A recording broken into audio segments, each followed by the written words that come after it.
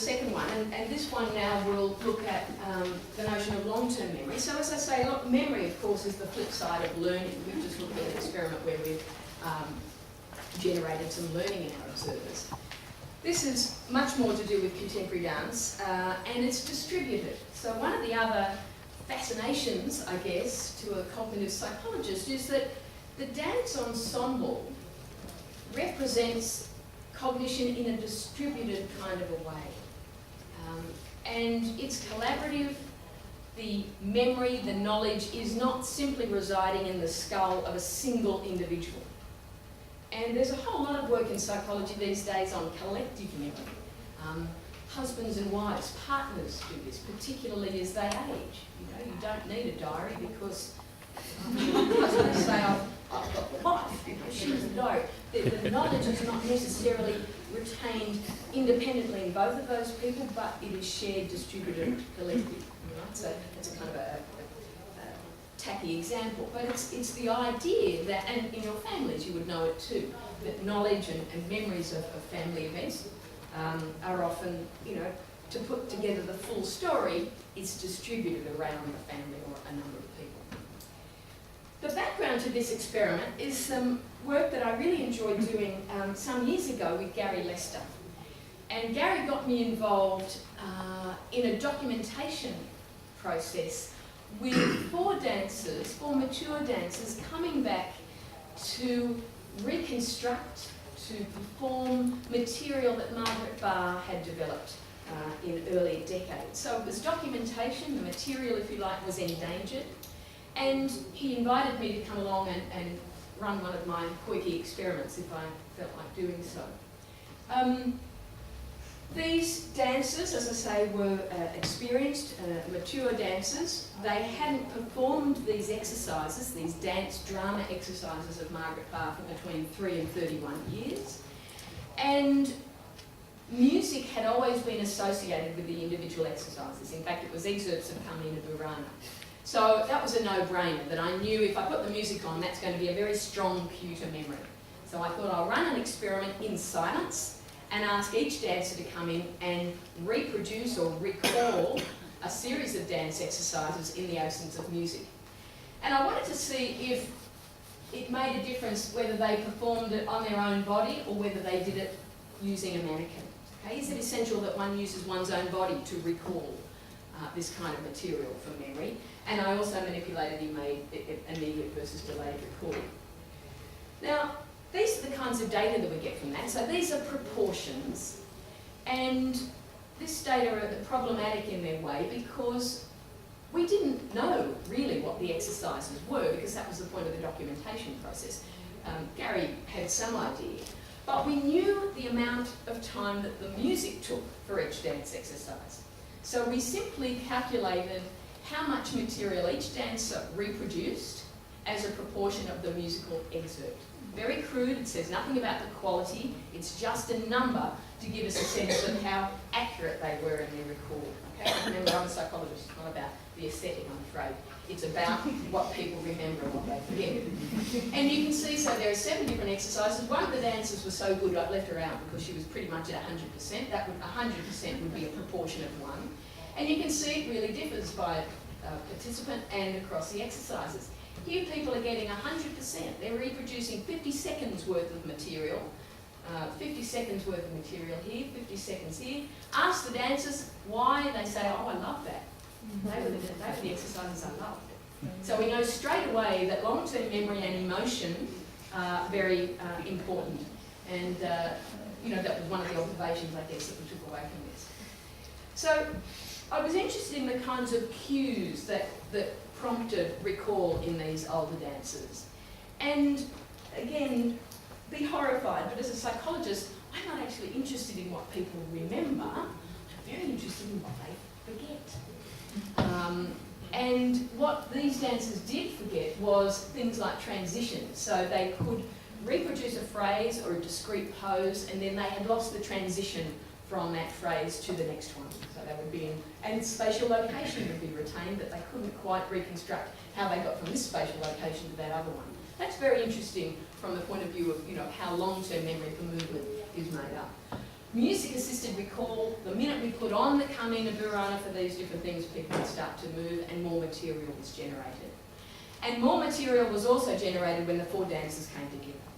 Right? So there's a whole lot of social aspects to memory. This notion of collective and distributed memory is palpable when you're doing an experiment like this. And what other things came out of it? We got a whole lot of qualitative material. People told us about personal feelings, the social kinds of things, the politics of the day. You know, some of this was being learned in the 1960s. People were transported to those earlier decades. It was very much multimodal, and all of these kinds of cues seem to accompany recall.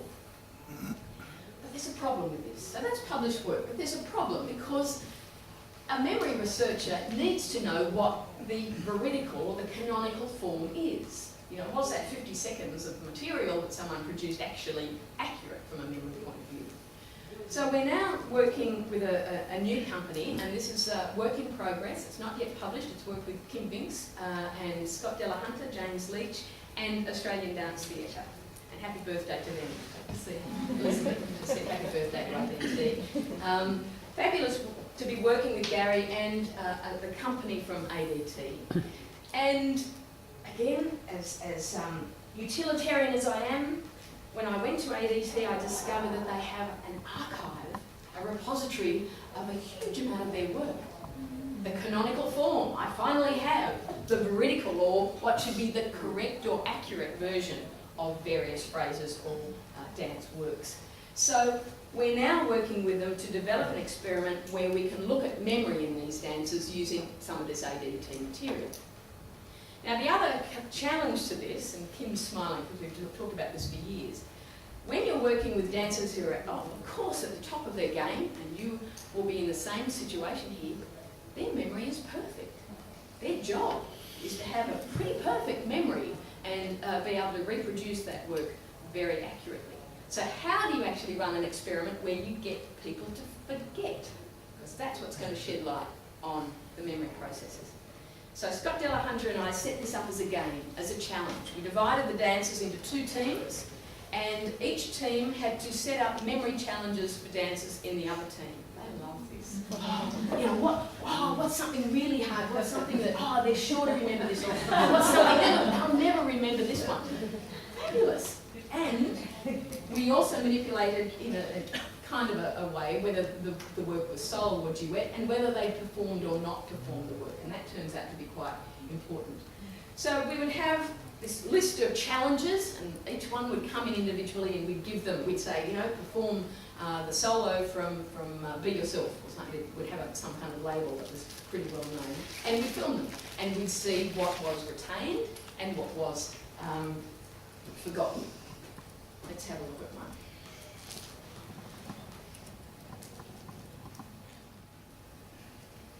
So we have one of the dancers here on the left reproducing, and the canonical form on the right. Note the spatial location is important. Note the timing.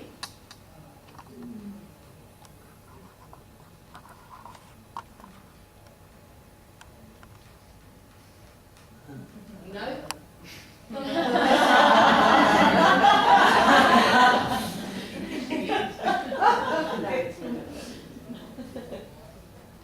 Do they have music while they're doing this? No, it's in silence. This was a challenge, and that was a pretty good trial, and I can show you others if we have time. I can do that. And you laughed, and I hope that's from enjoyment. This was, I guess, we were very pleased that the dancers were willing to take up this challenge. And they were fascinated by it. They were fascinated themselves, I think, by what was retained and what was forgotten. But to a psychologist, memory was made visible to them. And there were some, other sounds and various cues that the dancers were using. I might show you one other one just to give another example. And my thanks to the dancers for allowing us, of course, to video this and to show this. And it is for research. And you'll be very aware that there's no dynamic. You know, there's a particular way in which they're reproducing the material here. the timing is different.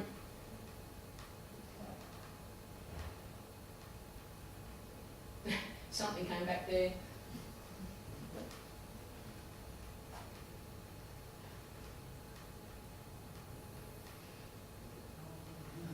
So we're very excited for one thing because we have a paradigm. We actually have this kind of challenge, if you like, that the dancers seem to enjoy doing that we can use now to study long-term memory. There's a whole lot more we could say about this. There's ways of quantifying this. This is work that Kim has done on that material. She's noted the time frame being slower when they're recalling the movement.